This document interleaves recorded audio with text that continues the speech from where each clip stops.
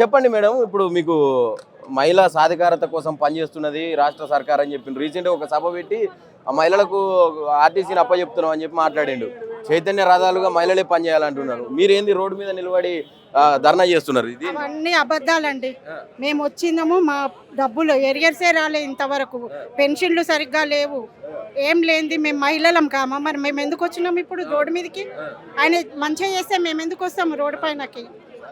మేము అదే మా డబ్బులు మాకు ఇవ్వమని కోరుతున్నాం. మా ఏరియర్స్ రావాలి, 2017-21 రావాలా. మేము రిటైర్ అయ్యి 4 ఏళ్ళు అవుతుంది, ఇంతవరకు మాకు లేవు డబ్బులు.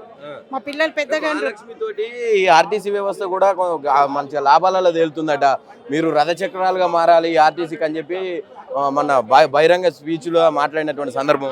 అన్నీ అలాగే అంటారు, పెద్దలందరూ అట్లాగే మాట్లాడతారు. మహిళలకు ఇది చేస్తున్నాం, అది చేస్తున్నాం. మరి మేము ఎందుకు రోడ్డు మీదకి వచ్చినాము?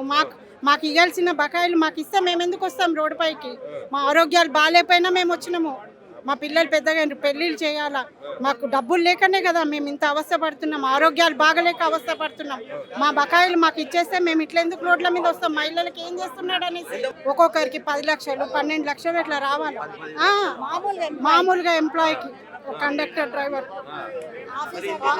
పెట్టుకున్నారు. రేవంత్ రెడ్డి ఏం చెప్తున్నాడు అంటే, ఇప్పుడు మీకు ఏమన్నా ఇస్తే ఇప్పుడు ఇచ్చే సంక్షేమ పథకాలు ఆపాల్సి వస్తుంది, మరి చెప్పండి, మీరే చెప్పుర్రి, ఆపమంటారా సంక్షేమ పథకాలు అంటున్నారు. మాకెందుకండి, మా కష్టాజీతం మేము ఇవ్వమంటున్నాం, అంతేగాని మీరు ఏం ఆపుతారో మీరు ఏం ఆపరో మాకు అనవసరం. అవన్నీ పట్టదండి, మేము ప్రజలం కామా మరి? మా సంక్షేమం అవసరం లేదా మరి? మాకు కావాలని మేము పోట్లాడుతున్నాము. మాకు వేరే అవన్నీ మాకు అనవసరము. ఆయన ఏం చేస్తాడో మా బకాయిలు మాకు ఇవ్వాలి. మేము అప్పులు తెచ్చుకొని నడిపిస్తున్నాము ఇల్లు. చెప్పండి మేడం, మీరు అసలు అప్పులే లేవు, అప్పులు ఇచ్చే పరిస్థితులు ఎవరు లేరు, ఏ నుంచి తేవాలి, ఏ నుంచి తెచ్చి ఇవ్వాలంటే? కరెక్టే అండి. ఎక్కడి నుంచి అంటే మేమే ముత్తగా అడగట్లే కదా, కష్టం చేసిందే కదా. ఉత్తగా ఎవరు నన్ను అడుగుతా మాటలు మాట్లాడాలి. మా కష్టార్జితం అంతా అక్కడ పెట్టుకొని ఏం చేసినట్టు ఆ పైసలన్నీ? మరి మాకేం ఉత్తగా ఇమ్మనట్లే కదా. మమ్మల్ని ఇంట్లో తన్నెల కొడుతున్నారు. ఇన్నేళ్ళు చేసి ఏది నీ సంపాదన అని ఏం చెప్పుకోవాలి? మరి ఇవ్వమనండి, మేము కాదన్నట్లే కదా, ఇవ్వమనండి. మా ఆకలి కూడా తీర్చాలి కదా, మరి ఇవ్వాలి. ఇక్కడ కడుపు కొట్టుతుండు 35 నుంచి 40 సంవత్సరాల సర్వీస్ చేసిన వాళ్ళకు మేము మీరు చేసిన జీతాలు ఇవ్వమంటే ఎక్కడిది న్యాయం? అది మీకు 2017 నుంచి రిటైర్డ్ అయిన వాళ్ళు డబ్బులు వచ్చేది ఉంది, వాళ్ళను మొత్తం ముంచేస్తా అంటారు. ఓపెన్గా చెప్తారు ఈ అధికారులు. అది గవర్నమెంట్ దాకా పోనిస్తలేరు ఇక్కడ నుంచి. ఇప్పుడు మేము అనేది మెయిన్ మీడియా వాళ్ళు వస్తలేరు ఇక్కడ. అదేం భయమో అర్థమైతే మాకు. వృద్ధులు నడవనీక రాని పరిస్థితుల్లో కూడా ఇంత దూరం వచ్చి వాళ్ళ బాధలు చెప్పుకుంటాం. ఇక్కడ గొడవ లేదు, ఏం లేదు, శాంతియుతంగా నిరసన చేసే వాళ్ళను లోపలి రాణిస్తలేరంటే ఇది దమనకాండన ప్రభుత్వందా యాజమాన్యందా అర్థం చేసుకోవాలి మీరు.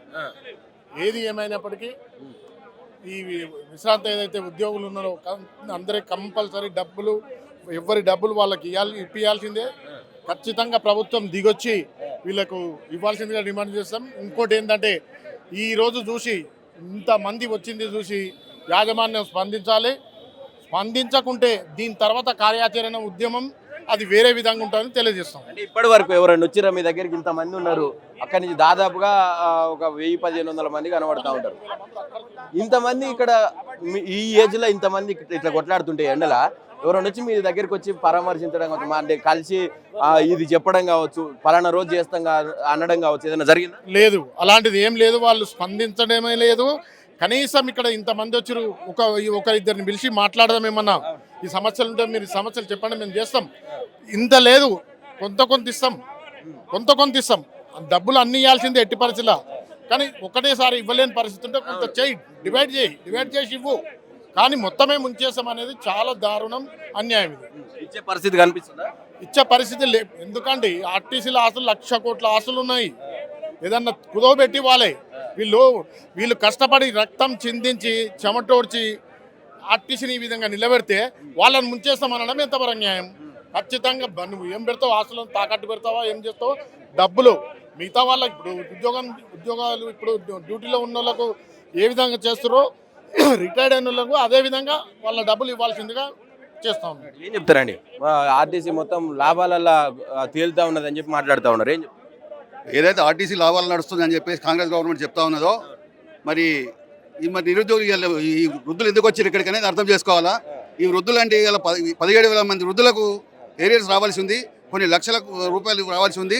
యాజమాన్యం ఎట్లా ప్రవర్తిస్తుంది అంటే వస్తాయి రేపు వస్తే మేము ఏదో తీరుస్తామని ఆలోచన లేదు వాళ్ళకు. ఉన్న ఎట్లా తీసేయాలా, రేపు 21 ఏరియర్స్ కూడా ఇవ్వలేని పరిస్థితి ఉంది. దాంట్లో భాగంగా నేషనల్ మజ్దూర్ వర్కింగ్ ప్రెసిడెంట్ ఇక్కడ సర్వీస్లో ఉన్నవన్నీ వచ్చి ఇక్కడ మద్దతు ప్రకటించడం జరుగుతుంది. మొన్న ఈడీల కమిటీ చర్చల్లో కూడా మేము వీళ్ళ గురించి అడిగితే తాత్సారం చేసే వివరంగానే మాట్లాడేది తప్ప ఇస్తాం సాల్వ్ చేస్తామని ఎక్కడా చెప్పట్లేదు. ఇవాళ ప్రభుత్వాన్ని ఒకటే డిమాండ్ చేస్తున్నాం, 1000 కోట్ల ఆస్తులు ఉన్నాయి ఇవాళ ఆర్టీసీకి. 2 ఆస్తులు అమ్మినా కూడా వీళ్ళంతా రోడ్డు మీదకి వచ్చే పరిస్థితి ఉండదు. కాబట్టి ఖచ్చితంగా రేవంత్ రెడ్డి గ్రహించి మరి ఈ కార్మికులు తీసుకోవాలా. ఖచ్చితంగా ఆర్టీసీని విలీనం చేస్తామని హామీ ఇచ్చి దాన్ని కూడా తాత్సారం చేస్తూ ఉన్నారు. రోజు ఆర్టీసీని నిర్వీర్యం చేసే కార్యక్రమాలు చేస్తూ ఉన్నారు. కాబట్టి ఈ రోజు ఈ ధర్నాను ఉధృతం చేసే కార్యక్రమంలో భాగంగా మేము నేషనల్ మజ్దూర్ ఇక్కడ రావడం జరిగింది. రేపొద్దున ఈ వృద్ధ కార్మికులు ఏదైతే రిటైర్మెంట్ కార్మికులు ఉన్నారో వాళ్ళు ఏ పిలుపునిచ్చినా సంఘీభావం తెలియజేస్తాం. అట్లాగే వీళ్ళతో పాటు ఏ శిక్షకైనా అమర నిర్దేశకైనా కూడా ముందుంటామని చెప్పి తెలియజేస్తా ఉన్నాం. ఎట్లా ఉన్నది ఇప్పుడు ఆర్టీసీ లాభాలలో ఉన్నదని చెప్పి మాట్లాడుతూ ఉన్నారు రేవంత్ రెడ్డి, మీరేమో రోడ్ల మీదకి ఎక్కుతా. కరెక్ట్ మాట్లాడారు. లాభాల్లో 1000 కోట్లు ఉన్నప్పుడు మాకు సంబంధించినటువంటి బకాయిలు ఎందుకు ఇవ్వలేకపోతున్నారు? దానికి సమాధానం ప్రభుత్వం చెప్పాలి, మేనేజ్మెంట్ చెప్పాలి. ఎందుకంటే ఒకసారి రేవంత్ రెడ్డి చెప్పిండు, మీకు ఏమన్నా ఇప్పుడు ఇవ్వాల్సి వస్తే మన ఆర్థిక వ్యవస్థ మంచిగా లేదు, మీకు ఇవ్వాల్సి వస్తే సంక్షేమ పథకాలు ఆపాలి, మరి ప్రజలను మోసం చేయాలన్నా మీరే చెప్పారు అని చెప్పి మాకు అసలు ప్రశ్న అది కాదు. లాభాలు ఉందని మేనేజ్మెంట్ చెప్తుంది, మినిస్టర్ చెప్తున్నాడు, సీఎం చెప్తున్నాడు. లాభాల్లో ఉన్న సంస్థకి బాకీలు ఎందుకు ఇవ్వట్లేవు ఎంప్లాయీస్కి సంబంధించినవి? Simple question. లాభాల్లో ఉన్నప్పుడు మరి పైసలు ఉండాలి కదా. ప్రభుత్వం లాభాల్లో ఉన్న విషయాలు ఉన్నప్పుడు మరి ఇవాళ మేము పైసలు మాకు ఇస్తే ఇక్కడికి రాము కదా. అంటే అర్థం ఎవరు మోసం చేస్తున్నారు? గవర్నమెంట్ తప్పు మాట్లాడుతోంది, మేనేజ్మెంట్ తప్పుడు మాటలు మాట్లాడి నిజాలతోటి వాస్తవాలు ఏంటో తెలుసుకుని దానికి సంబంధించి మాట్లాడాలి. పేమెంట్ ఎలా ఇవ్వాలనేది ఒక ప్రణాళిక వేసుకోవాలి. అంతేగాని లాభాల్లో ఉన్న మినిస్టర్ చెప్తాడు, చీఫ్ మినిస్టర్ చెప్తాడు, మేనేజ్మెంట్ చెప్తుంది. లాభాల్లో ఉన్న పైసలు ఇవ్వడానికి ఇబ్బంది ఏంటి? ఇవాళ ఇక్కడ రారు కదా, ఇంత 1000 మంది కడుపుగాలు రోడ్డు మీద రావాల్సిన అవసరం లేదు కదా. ఈ ఇష్యూని ఎన్నిసార్లు తీసుకోపోయారు పొన్నం ప్రభాకర్ దగ్గర? బహుశా ఇప్పటికి 5-6 సార్లు పైన అయి ఉంటాం. 5-6 సార్లు పైన. ఇదిగో ఇస్తున్నాం, అదిగో ఇస్తున్నాం, ఇవన్నీ కూడా టైం పాస్ చేసే మాటలు. ఇవన్నీ ఒక ప్రణాళికతో కూడుకున్నటువంటి మాటలు కాదు, బాధ్యతారాహిత్యంతో మాట్లాడడం ఇవన్నీ కూడా. మీరు గత ప్రభుత్వంలో మీరు కొట్లాడేటప్పుడు మీకు మద్దతు ఇచ్చినటువంటి రేవంత్ రెడ్డి కావచ్చు, కాంగ్రెస్ నాయకులు కావచ్చు, ఇప్పుడు ఎందుకు మీకు కనీసం ఇప్పుడు ఇంతమంది దాదాపు 2000 మంది ఉంటారు, ఇంతమంది ఇక్కడికి వచ్చి ఇక్కడ ఇంత ఎండల ఇట్లా చేస్తా ఉన్నా కూడా ఎవరు మాట్లాడతలేరు? ఏంది ప్రభుత్వం మార్చిందంటే ఆర్టీసీ భాగస్వామ్యం లేదా? ఉన్నది. ఉన్నప్పుడు మరి ఆర్టీసీలో మీరు మేనిఫెస్టోలో పెట్టిన అంశాలను మర్చిపోయి లాభాల్లో ఉన్నాయి, మేము ప్రతి పైసా ఇస్తున్నాం అని చెప్పేసి ఎంప్లాయీస్ని, ఇటు ప్రభుత్వాన్ని, అందరినీ మోసం చేసి మరి ఇప్పుడు లాభాల్లో ఉన్నప్పుడు పైసలు ఎందుకు ఎవరు? సింపుల్ క్వశ్చన్ మాది. మీరు మినిస్టర్ చెప్తాడు, చీఫ్ మినిస్టర్ చెప్తాడు, ఇటు ఎండీ చెప్తాడు. మరి అందరు లాభాల్లో ఉన్నప్పుడు పైసలు ఇవ్వడానికి ఏంటి ఇబ్బంది? ఏమైనా ముహూర్తం కావాలా? లేకపోతే తీసేయడానికి ఏమైనా బ్యాంకు పైసలు ఇస్తాడా? మీరు ఇన్నిసార్లు కలిసిండ్రు, అసలు వాళ్ళ దగ్గర నుంచి వస్తున్న ఆన్సర్ ఏంది? ఒకటి ఇది పదే చెప్తా ఉన్నాడు, మాకు ముఖ్యమంత్రి గారు వస్తే మేము మాట్లాడగలుగుతామండి. ఈ చిన్న రవాణా శాఖ మంత్రులతో మాకు సంబంధం లేదు.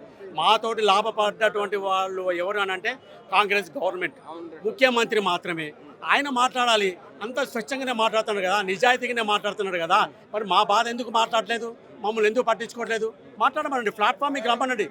మన ఆయన పేరు ఎంపీ, ఆయనతో ఛాలెంజ్ చేసింది కదా, పేపర్లో వచ్చింది, నువ్వు రా నేను నిలబడతా అని చెప్పి ఛాలెంజ్ చేసింది కదా కిషన్ రెడ్డి తోటి.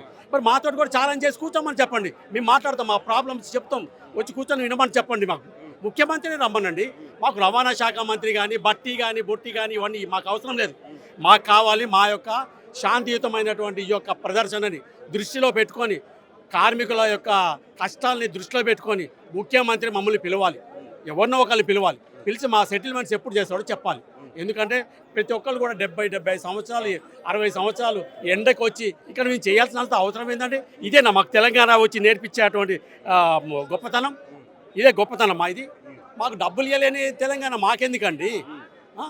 మేము ఒక్కొక్కరు రిటైర్డ్ అయిపోయి ఒక్కొక్కరు 15 సంవత్సరాలు అవుతుంది. 2017 నుంచి రావాల్సిన బకాయిలు ఇంతవరకు రాలేదు. మరి మేము ఎవరికి చెప్పాలి? మరి సిగ్గుండాలి. తెలంగాణ గవర్నమెంట్ వచ్చి మాకు డబ్బులు ఈ రోడ్డు మీద తిరుగుతున్నామని అంటే సిగ్గుండాలి. కంచెలు బద్దలు కొట్టినా నేను నన్ను అన్నా అని పిలిస్తే నేను ఉన్నా అని వస్తా అన్నా అంటాడు. చెప్తున్నాం, మేము ఛాలెంజ్ చేస్తున్నాం మేము రేవంత్ రెడ్డికి. ఆయన ఎట్లయితే బద్దలు కొట్టినాం మేము కూడా బద్దలు కొడతాం. మా సమస్యలు వినకపోతే అదే మేము చెప్తున్నాం. మేము ఆర్టీసీ కార్మికుల నుంచి మేము చెప్పేది, నువ్వు ఎప్పుడైతే గడియలు బద్దలు కొట్టావు కదా, మేము కూడా గడియలు బద్దలు కొడతాం. మేము నిన్నే బద్దలు కొడతాం మేము. అదే మా యొక్క ఛాలెంజ్. ఇవ్వమని చెప్పండి మాకు, ఆయన మా సమస్యను తీర్చమని చెప్పండి. ఛాలెంజ్ చేస్తారు కదా పేపర్లలో, మా మీద కూడా ఛాలెంజ్ చేయమనండి, మా దగ్గరికి రమ్మనండి. మా కార్మికులు కూర్చుంటారు, సమాధానం చెప్పమని చెప్పండి. మాకు చిన్న వాళ్ళతో మాకు సంబంధం లేదండి. అది మేము చెప్పదలుచుకుంది. ఉంటే రమ్మని చెప్పండి, మాట్లాడతాం. ముఖ్యమంత్రిని రమ్మనండి, మాకేం అవసరం లేదు.